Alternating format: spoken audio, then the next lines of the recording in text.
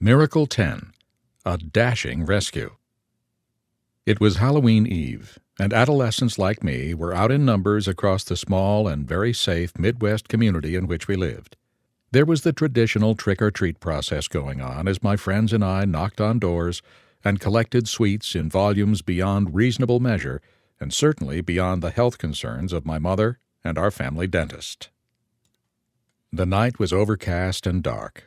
No moonlight illumined the landscape as my friends and I worked a street which lay on top of a steep hill at the edge of an enormous city park.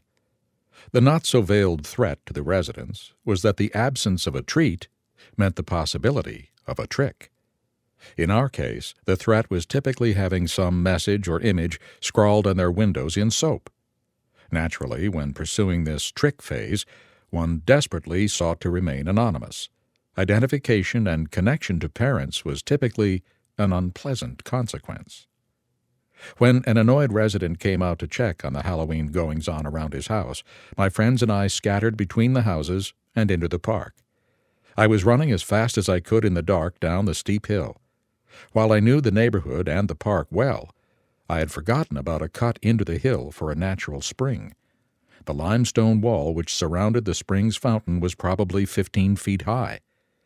In my haste to get away from the annoyed neighbor, I was running nearly full speed, unaware that I was about to run off the top of that wall.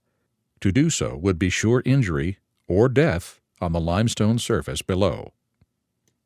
In an instant I was airborne off the top of the wall, my then 6-foot frame flying.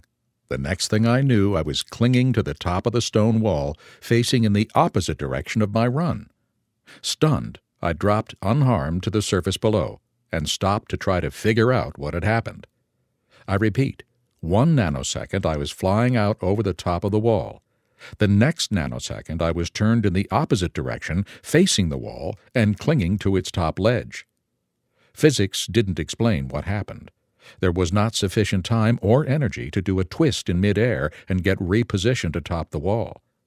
Did God intervene? Did he have a guardian angel assigned to me that night?